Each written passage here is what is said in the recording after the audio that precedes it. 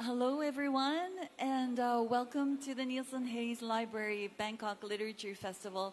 I am very, very honored to be here today, and thank you all for coming. This is such a beautiful, beautiful venue, just taking it all in.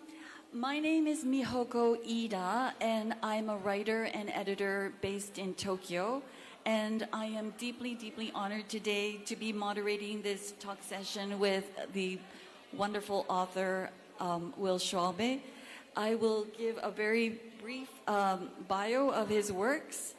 Will Schwalbe started as a travel and television journalist in Hong Kong in the mid-1980s. After returning to New York in 1987, he began his career in book publishing, eventually serving as editor-in-chief first of William Morrow and then of Hyperion, where he created the line Hyperion East to publish authors such as Pramudia Ananda Tour and Zuntu Hung. He's the co-author with David Shipley of Send and the author of Books for Living and the End of Your Life Book Club, which spent more than 9 weeks on the New York Times bestseller list and has been translated into 15 languages. His most recent title is We Should Not Be Friends, The Story of Friendship, published in February 2023. 2023. And he lives in New York. And just a little additional anecdotal information about Will. He's a wonderful storyteller, so I'm going to be getting out of the way and let him talk a bit, but just a little anecdotal information. We first met at the Bangkok Literature Festival. This was actually our first physical meeting, but we share many, many mutual friends and two very dear friends who are writers you know, the connection through books, ideas, friendship it speaks volumes, and it means so much that I'm sitting here today with Will. One is the author Hanya Yanagihara, who wrote A Little Life, and the other author is Minjin Lee, author of Pachinko. We both met in Tokyo. And, you know, we connected through our love of books and observing people and different cultures. And it was Hanya who suggested I write my first book, so I would not be here today if it hadn't been for our friendship and our love of books. But first, Will, please tell us a little bit about the books that you wrote in your own words, and we'll let Will take it on from here. Thank you so much, Mihoko, for that introduction. Can everyone hear me okay? Excellent. Before I answer my favorite question in the world, which is, tell me about your books, I wanted to say how thrilled I am to be here at the Bangkok Literature Festival. I'm thrilled to be in this beautiful library. Libraries are my places. People who go there are my people. Mihoko has written a wonderful book called Japanese Interiors, which is a book about Japanese interiors, but also about how to live more meaningfully in life. And one of the things she writes about is the way light moves through rooms. And while there are very bright lights on me and on us, I got to see the way that light moves through this room. And I think it's a very moving metaphor for what a library does and the role that it can play in our lives. And just while I'm on thank yous, Nalan, and Natasha have been fabulous, and a special shout out to Melinda Page, who's the curator of these extraordinary events. So the first book that I wrote solo was a book called The End of Your Life Book Club. I'd written a book about email etiquette with a friend. And The End of Your Life Book Club is a book about the books I read with my mother when she was dying of pancreatic cancer. Now, pancreatic cancer is one of the worst diagnoses you can get because it's usually caught too late, and in her case it was stage 4. And we spent the last 2 years of her life in and out of doctor's appointments, in and out of chemotherapy, and I often went with her, and I would ask her the question that I asked her all our lives and that she asked me. And that question was always, what are you reading?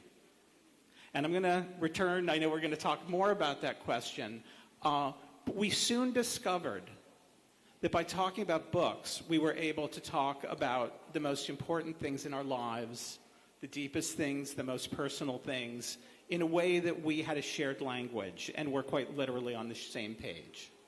So, for example, we were reading a book called Crossing to Safety by Wallace Stegner. And in that book, there's a woman who's dying. Don't worry, no spoilers. This is actually page 1. And she wonders what's going to happen to her husband after she dies. And I was able to sit with my mother and say, what do you think is going to happen to this character's husband? And of course, we weren't talking about the character's husband. We were talking about my father. Now, before I describe my other 2 books to you, there's one story in particular that I want to share with you from this book because it's very relevant to the country we're in. My mother was an educator. When I was growing up, she was director of admissions at Harvard Radcliffe. And then she was a high school teacher and a college counselor, and she absolutely loved it. But one day a postcard arrived, and it would change her life.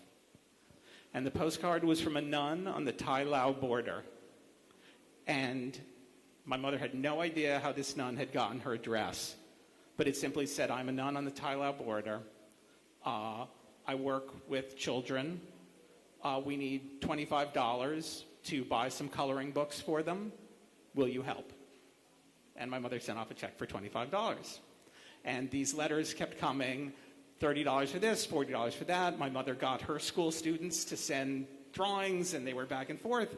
And one day a letter came from the nun, and it said, our water treatment plant has broken, and will you send, I think it was $1,500 to replace it? And my mother wrote the nun back and said, I've loved helping, but I just don't have that kind of money that I can spare. I'm so sorry. And the nun wrote my mother back and said, if you want to help and you can't afford that, why don't you come to Thailand and work with us? So my mother said to my father, I love you. Don't worry, I'll be back. She said to my college-age sister, will you come with me? Which at the time I thought was the worst idea I had ever heard in my entire life. And they arrived in Bangkok and moved to the Thai-Lao border, and my mother worked with refugee children there, found her calling. She was in her 50s, and she quit her job as a teacher and became the founding director of the Women's Commission for Women and Children Refugees, which is part of the International Rescue Committee. So End of Your Life Book Club is a book about my mother's illness. It is a book about her life, which interested me greatly, and how we know what to do in the world. It's a book about how books tell us what to do in the world, but it's also a book about one other extraordinary thing that took place, which is my mother in her last 20 years traveled all over the world as a refugee advocate, including many times into Afghanistan, going over the Khyber Pass via Pakistan. And she decided she wanted to do one more big thing before she died, and that was to build a library in Kabul. And so the book tells the story of this final thing she did, building a library in Kabul. The library got built. It's still running, unfortunately. The programming is not what it used to be, but so far it has been untouched. And I always believe, as long as there are libraries, as long as there are books, there are hope. And that's something my mother taught me. Books for Living, the next book, was about 26 books that found me when I needed them most and the role that books can play in your life. And my most recent book, We Should Not Be Friends, The Story of a Friendship, is about how when as a kid in the 1980s in college, I was an out gay AIDS activist, and I joined a secret society and was thrown into this world with 15 other kids totally unlike me. One was a jock, an athlete, on his way to becoming a Navy SEAL, and I liked all the other kids, but with this kid I thought, oh, hell no. He was loud, he was obnoxious, he was crude, and I thought we could not be friends. And the book tells the story of our 40-year friendship, and how that while he was prejudiced against me, I was way more prejudiced against him. And it's really a plea in our times, our very divided times, not to judge people right away, but to give them the chance to show you what's in their soul. The point being, we can't be friends with everybody, but we can be friends with a lot more people than we might think. Thank you very much, Will.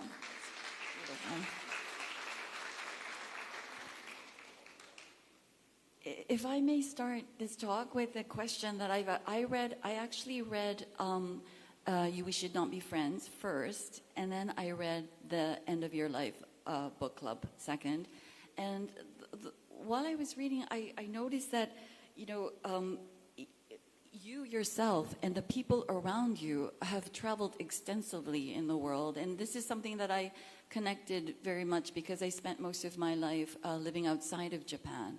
And I was wondering whether you, as a writer and as you talk about the human connection and friendships, is that being out of your home country or being out of your element, whether that kind of makes your senses stronger or it influences the way you form friendships in any way?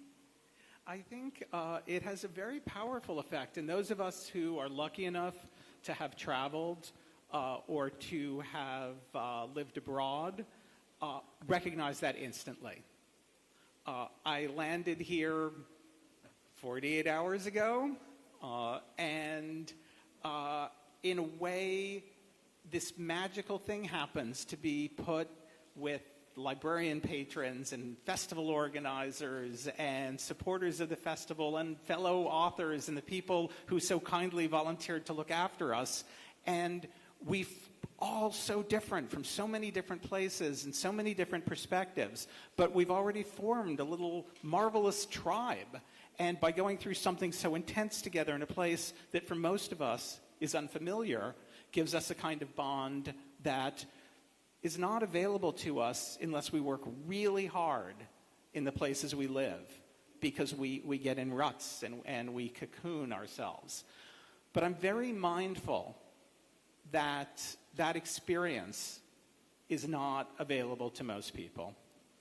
And it's not available to most of us most of the time. So we have this absolutely extraordinary thing that we all love, and that's books. Before coming over this morning, I was reading Demon Copperhead by Barbara Kingsolver.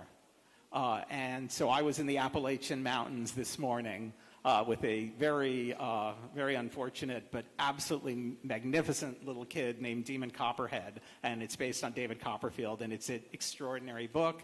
And tomorrow I will be in a completely different part of the world, thanks to one of the books I pick up here. I am a firm believer that books increase our empathy, travel increases our empathy, and books are a form of travel. And I just want to tell one story about that quickly, which is from my middle book, Books for Living. It's funny having 3 books because it's like having 3 children, I would imagine. If someone said, "What's your favorite?" I would be like, "I like them all." Books for Living, one of the books I write about, is a book that was written in the 18th century by a French count who was sentenced to 40 days house improvement for dueling. Dueling, engaging in duels, was against the law. And so he was under kind of house arrest, which became remarkably resonant during the COVID years, as we were all essentially under house arrest. And he spends the 40 days traveling around his room. One day he visits his bed, and he describes his bed. And then another day he visits his desk, and he reads letters from an old friend of his who died in war in his arms. And he visits a favorite chair and scooches himself around the room. And at the very end of this book, he visits his window. And he looks out his window, and he sees children shivering on the streets in Paris with not enough clothing and not enough to eat. And all the time he'd lived there, he'd never really looked out his window and seen what was right there in front of his eyes. So it's a long answer to your question, but travel not only opens our eyes to other parts of the world and other experiences, but I believe whether it comes from actual travel or a book, it helps us see what's right in front of us where we live. It's wonderful. Thank you. Thank you very much. I also want to allude, because we're in Bangkok, we're in Asia, and Will had spent his 20s living in Hong Kong. And many of his other characters also, your friends, Chris Maxey, your best friend in We Should Not Be Friends, he built a school in the Bahamas. Your mother, who did wonderful work for the Afghan library, and she's been in over 20 countries, mostly in times of war, was traveling so much. I wonder from your perspective if you notice any difference in how friendship is interpreted in Asia versus the West. Well, this is, we've been talking also this, and by the way, in terms of new friends, both Hanya Yanagihara and Minjin Lee said, Mihoko is going to be your new best friend, and they were absolutely right. So one of the things I write about in We Should Not Be Friends is how difficult it is for men in America to form lasting and meaningful friendships. And there, I think, are some cultural reasons. In America, there's a wonderful linguist named Deborah Tannen, and she wrote a book called You Just Don't Understand about the way that men and women are raised differently in the U.S. And women are taught that their friends are the people they tell things to, and men are taught that your friends are the people you do things with. So when men in America reach a certain stage of life, when they have less time to do things with their friends because they're busy working, raising families, whatever it is, they lose touch with their friends, and those friendships evaporate. And there is an epidemic of loneliness among men of a certain age in America. Now, when we were discussing that, you said it's absolutely different in Japan. How does that work? Oh, yes, this is my perspective, but in Japan, there's actually a phrase that says men's friendships are very hot, like it's atsui. It means like men's friendships are more intense, and there's a feeling is that because it is, Japan is still a very male-dominated country, and men work outside, and they have, their work colleagues. They go out drinking, they go out eating with their colleagues. So that kind of work and friendship is kind of blurred, and it kind of goes on for a long, long time. Whereas I think, especially in traditional sense, it's considered that women marry out of the family, so it's often perceived that women's friendships are a little bit more frivolous, and they don't last a lifetime because it changes with whomever you marry. So whatever family you marry into, that is your relation, like the people you associate with for life. So, but it's changing now because, with social media and internet, we're able to connect more. But it's fascinating, especially because Hanya wrote A Little Life, which is a book about very intense friendship among men. And your book also is about a very, very, very special friendship between two men who have completely opposite ways of lifestyle and ways of thinking, and to be brought together in this one book is I think is remarkable. But going back to your question, yes, that's my perspective. In Japan, men's friendships are considered more like very intense and very strong. It's so fascinating. There's when we were having this conversation, it reminded me of a comedian named John Mulaney. And he said, your father has no friends. Your father's friends are the husbands of your mother's friends. And but one of the reasons I wrote this book, We Should Not Be Friends, about this ultra macho Navy SEAL guy, is that, as I said, I had him totally wrong. And he's now founded an extraordinary school on the island of Eleuthera. And it's a school to teach high school students about conservation, about saving the ocean, saving our world. It's an incredible force for good. He, when I first met him, was this, as I said, super macho, homophobic guy. He's so proud of his gay daughter. The school is welcoming to trans kids, and it has provided a magical atmosphere. But along the point about social media, when these students arrive, you can imagine 100 high school students. They arrive on the island of Eleuthera. It's pretty hard scrabble, but gorgeous. And the very first thing they have to do is drop their telephone in a plastic bag, and they can't see it again for 100 days. And to me, that's one of the points of intersection that I really wanted to explore in all my books. There's a thing that came to me some years ago, which is I used to say that a book was the greatest gift you could ever give anybody. But I now don't say that. I say a book is the second greatest gift that you can give anybody. The greatest gift is a conversation about a book, where you share something of yourself and they share something of themselves, and you find out who they are and who they want to become. Because I really believe that at the end of reading a book, you're not the same person as you were at the start. No one ever steps in the same stream twice.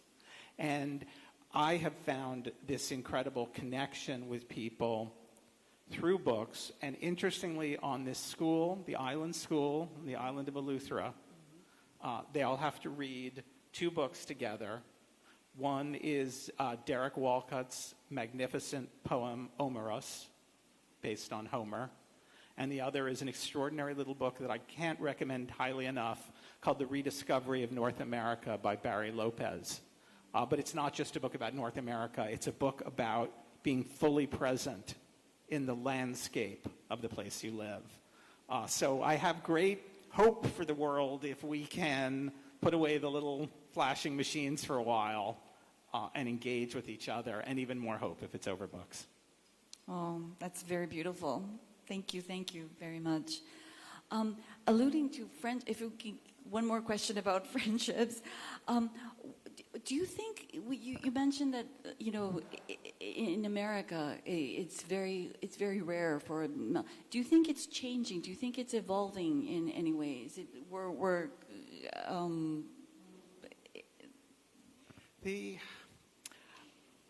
I think there's a desire for it to evolve, and I think the first thing when something is wrong, you go to the doctor with the illness, and you hope that your doctor has the cure.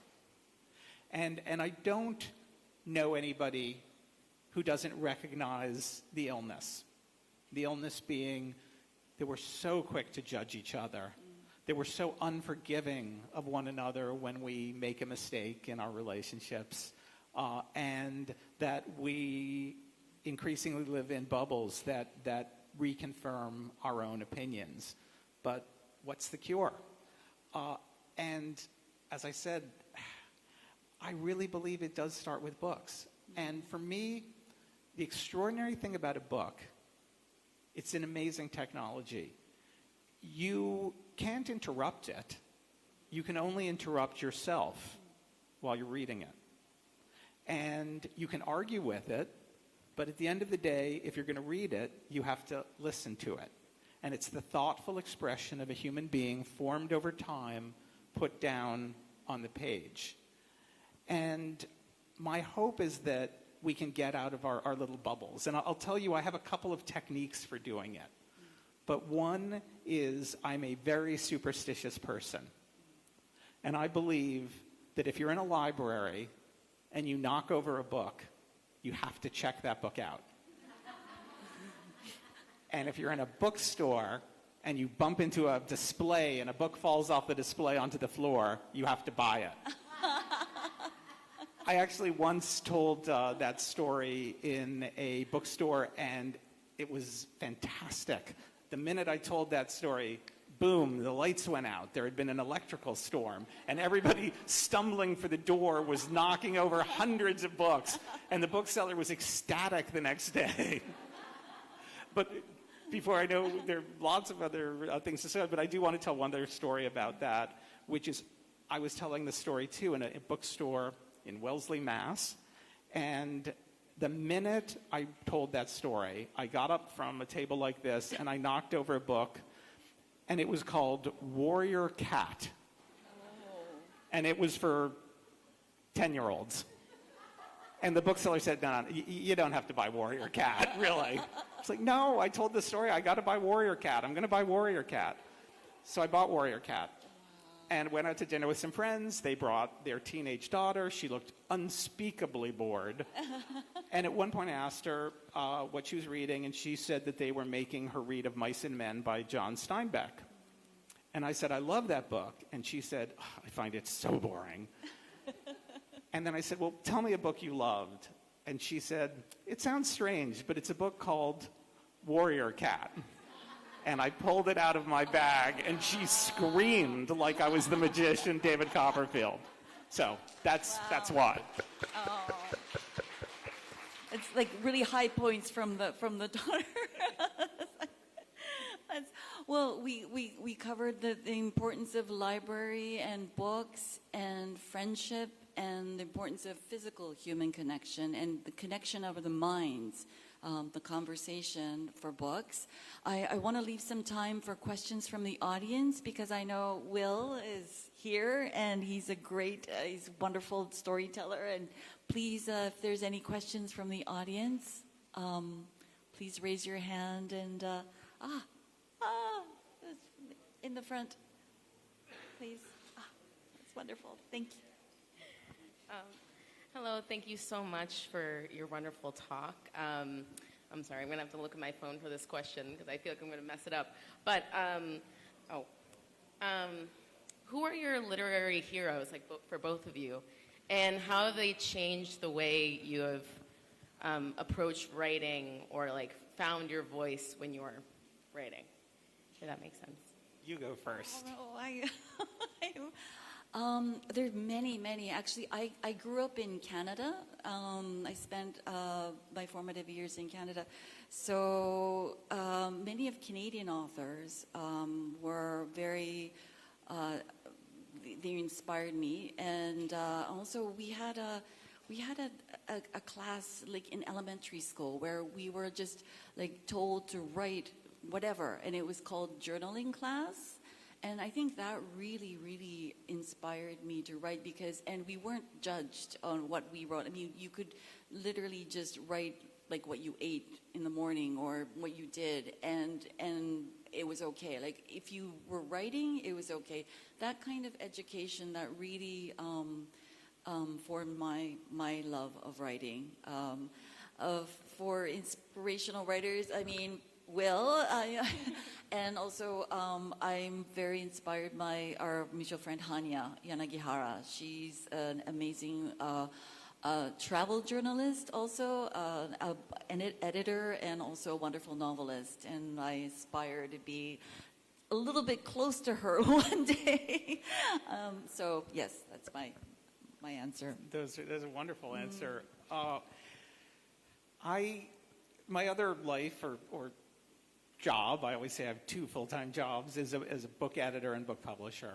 And I did have the astonishing experience of being the U.S. editor for my literary hero. And I'm going to ask for a show of hands of who's read Pramudia Anantatur. Good. A couple people. I'm going to follow up. If every copy of his work is not checked out of the library tomorrow, I'm going to be very disappointed. But Pramudia... I'll just finish this, sorry. Pramudia is an extraordinary writer, and he was imprisoned for 14 years as a prisoner of conscience. I learned about him when I was working in freedom of expression work for Penn, and I became his U.S. publisher and then his global publisher because all of his works were banned in Indonesia. And in fact, while I was publishing him, 3 students were imprisoned for between 6 and 8 years for selling a copy of one of his books.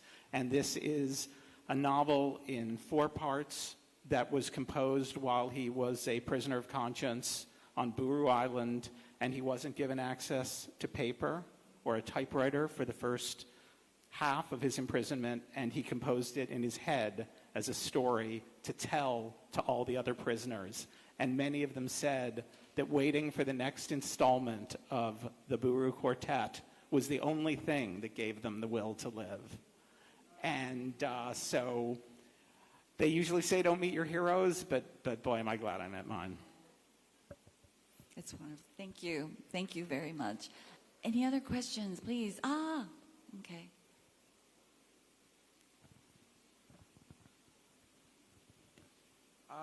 Hi, Will. I'm very curious how your other profession of being an editor and a publisher informs and influences your work as a writer. Just out of curiosity, I'm as a publisher myself.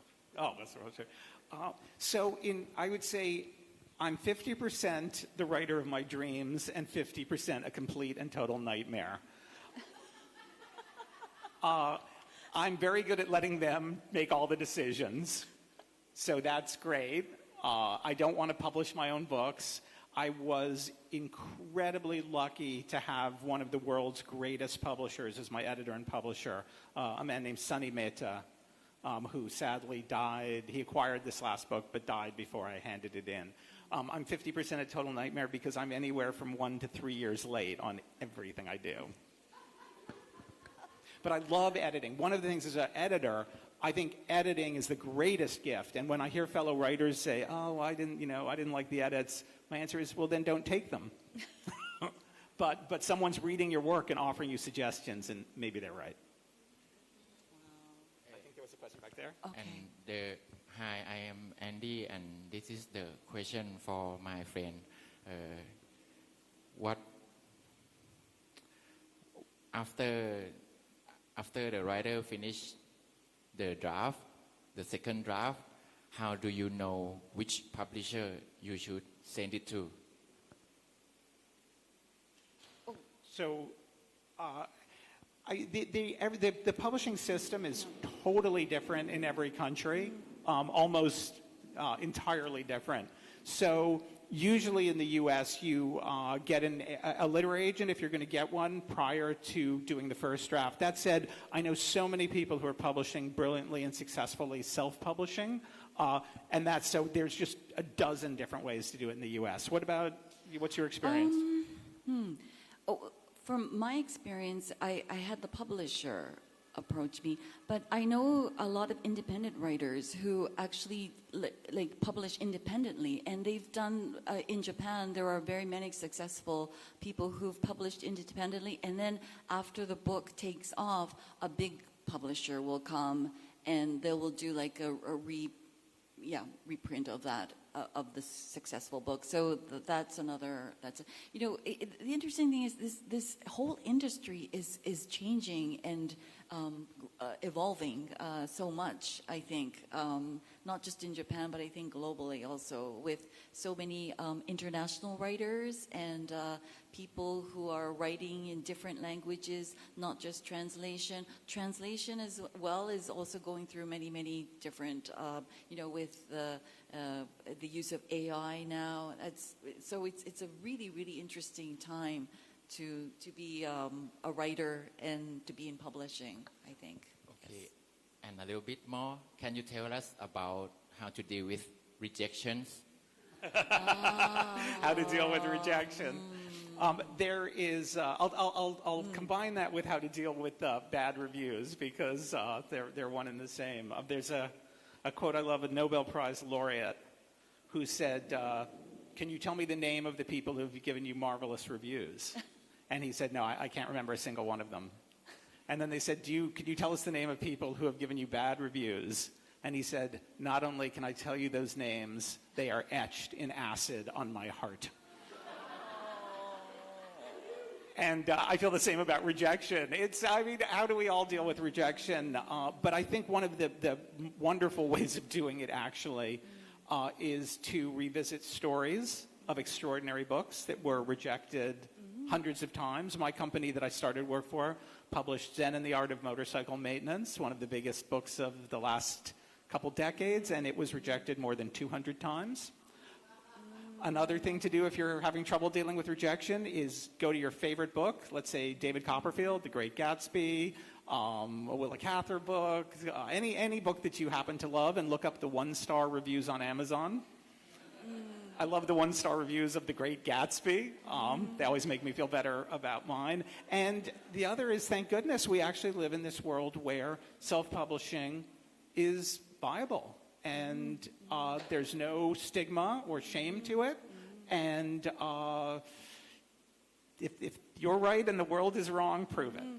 Yes, I agree. And also with rejection, I have I don't know, it's a Japanese way or maybe a Buddhist way of thinking, but I always think that if someone says no to me, then it means a better yes is on the way. So I try to like balance it out and not dwell too much on it. Is there a book called The Better Yes? That's such a good book title. Oh. Maybe I should write it. Yeah. We can do a little contract right here. We'll make it happen. Everybody goes in the acknowledgments. Okay, you're all witnessing at the Bangkok International Festival. Oh, any other questions? Please.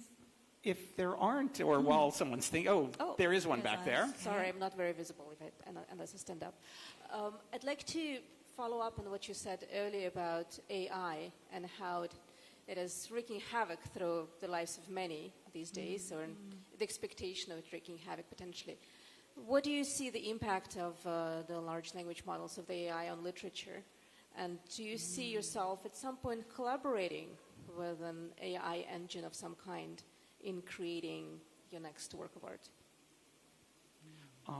So actually in my day job, I just published a marvelous book that comes out next week called The Worlds I See, and it's by Dr. Fei-Fei Li, who she was called one of the 5 people most responsible for AI. She's the one who figured out how to teach computers to see images. But it's a memoir of her immigration as a young girl with her parents from China, growing up in poverty in New Jersey, and helping unleash and discover this tool that has huge possibility for good, but also huge possibility for bad. As far as writing, I use an analogy. It may not be a good analogy, but I use it, which is the difference between painting and a photograph. And I'm not talking about an art photograph, painting and a mass photograph. And I believe in the artist's hand. I believe that somewhere, somehow, there's something that is imparted that comes only from the mind or hand of a human being. And I think there will be a lot of use for AI, but I feel it will cause upheaval and people will lose their jobs or their jobs will change. But I don't worry that real writers, will ever be displaced by AI. Yeah, no, I agree. Also, I tend to be a little bit on the positive side for technology, but I do a lot of translation work, and I find that AI translation is like you cannot use AI; it has to be redone by human. But I find the AI translation is actually very useful for me because I can figure out how long a text will be when I put it through. So in those terms, it's if you can find a way to kind of use the technology for your benefit, I think there could be positive. But right now, I totally agree. I mean, there has to be a human writing it in the end. And I think I heard one of the that I met at the festival, she was saying that in contracts now you can actually put in that when authors option out books for translation, that they put in their clauses that it must be translated by human. Like she was telling me that this is like something new that's in publishing right now. So I must say, does everyone, you know, the term, the pathetic fallacy about how weather is supposed to mirror? I know. The heavens are opening up. We have this. I feel like I should be reciting The Tempest or something. There's a. I will tell you a story. I belong to the National Writers Union in the U.S. And one of the writers wrote in, and there's software that detects AI. And he said he's having a terrible time because he apparently writes exactly like AI. And everything he writes, the software thinks is AI. So ouch. Oh no. Okay, I think we have 10 minutes left. Back there. Okay. There's a storm. There's a storm outside. Oh.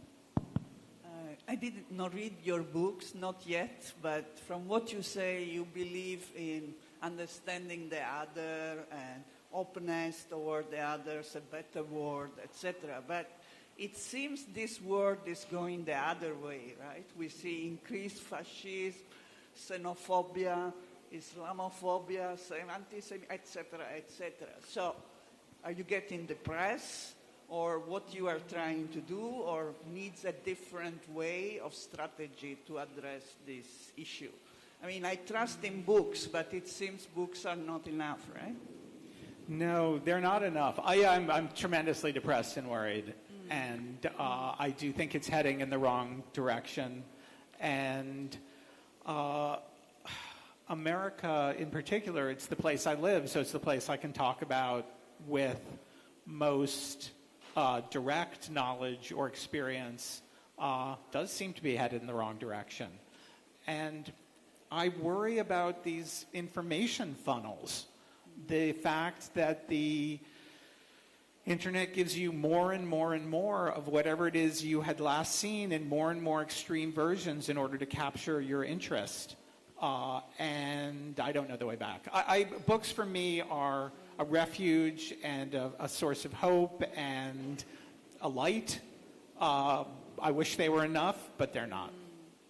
That's my opinion. Yeah, it's a very difficult, deep question, but I try to see the positive side. I think right now, I always think that culture always goes from one pendulum to the next, to one extreme to another extreme. And because we're seeing this, everything has become digitalized and everything is becoming the same, I think more and more readers want to see something different. So, and I think that's where books and novels are being appreciated more again in the internet age. Because if you go on the internet, you're basically seeing a lot of articles that kind of look the same, they sound the same, and it's about the same ideas, and there's nothing unique in that. And I think we're going in this really fast-paced world with technology, and as Will, you said in your talk, is that books are the only ways that you can pace yourself. It's you read it at your own pace, and also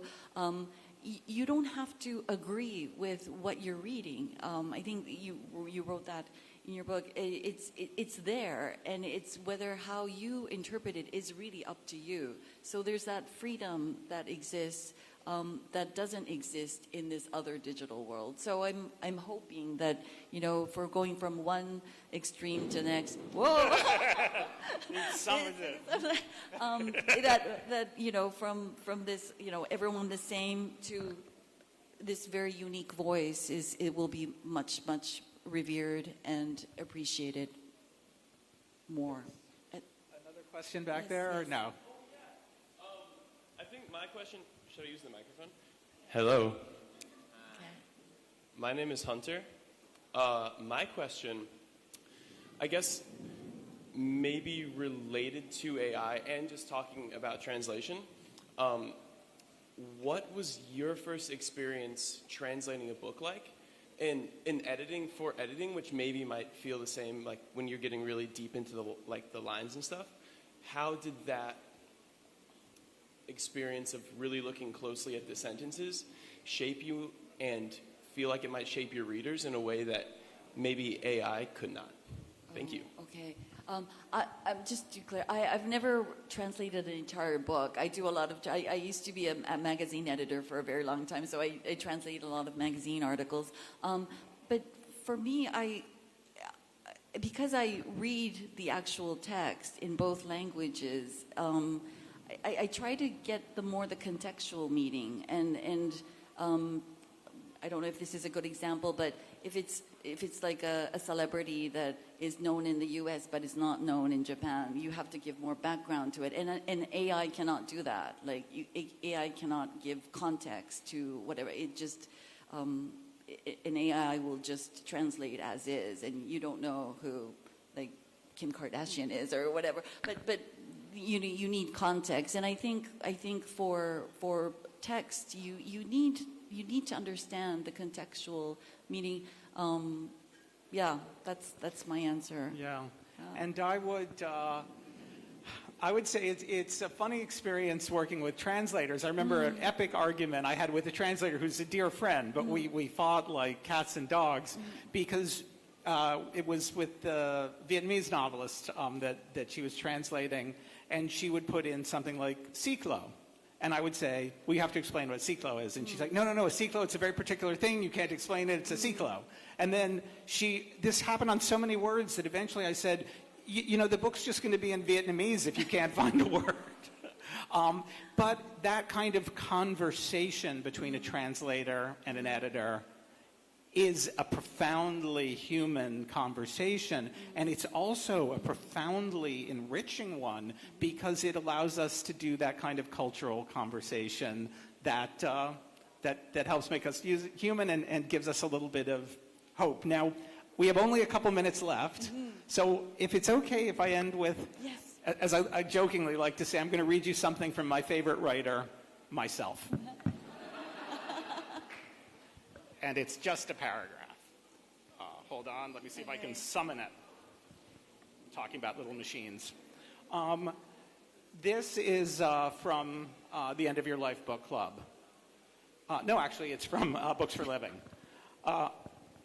Books remain one of the strongest bulwarks we have against tyranny, but only as long as people are free to read all different kinds of books, and only as long as they actually do so. The right to read whatever you want, whenever you want, is one of the fundamental human rights that helps preserve all the other rights. It's a right we need to guard with unwavering diligence, but it's also a right we can guard with pleasure. Reading isn't just a strike against narrowness, mind control, and domination.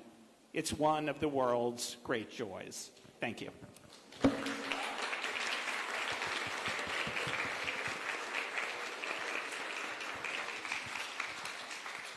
And thank you very much for this wonderful allowing us to be here talking to you on this beautiful Neilson's Hayes Bangkok Literature Festival.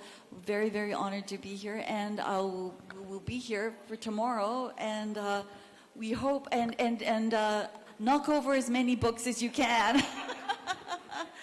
And please remember this holiday season, the best conversation starter is, what are you reading now? Okay, thank you very much. Thank you. Thank you so much. All right, the speaker will make their way at the front. If you want your book signed, please go to the front, okay?